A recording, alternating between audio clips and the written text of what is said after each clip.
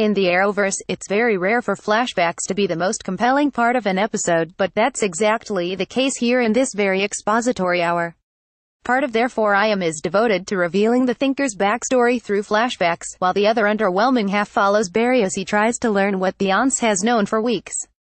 Therefore I Am picks up right where last week's episode left off, with Barry and Joe questioning Clifford and his wife, Marlies, both of whom are professors. Based on this first meeting and Team Flash's subsequent deep dive into their background, the DeVoes seem like a perfectly normal married couple.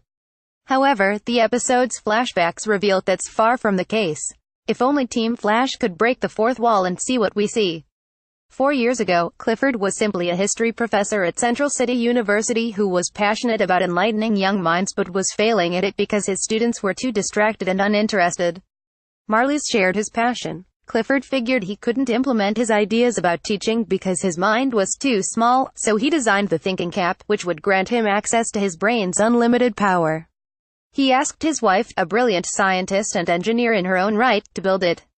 Marlies built the thinking cap, but there was one small problem: they didn't have an energy source large enough to power it, until, that is, Harrison Wells' particle accelerator came along.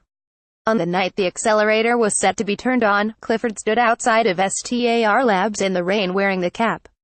You can imagine what happened next. His head got struck by lightning in a pretty fantastic sequence that recaptures the chaos of the particle accelerator.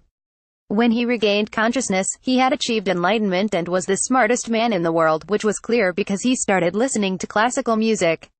With these new powers, Clifford believes he can finally achieve his goals.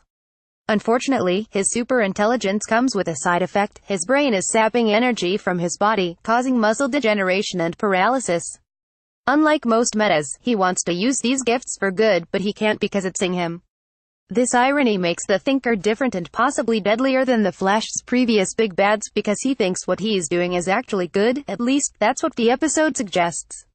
It's not entirely clear, but it seems as though he's still trying to change the way people think in the present, except now he's willing to cross some lines to do it, making him a very interesting character.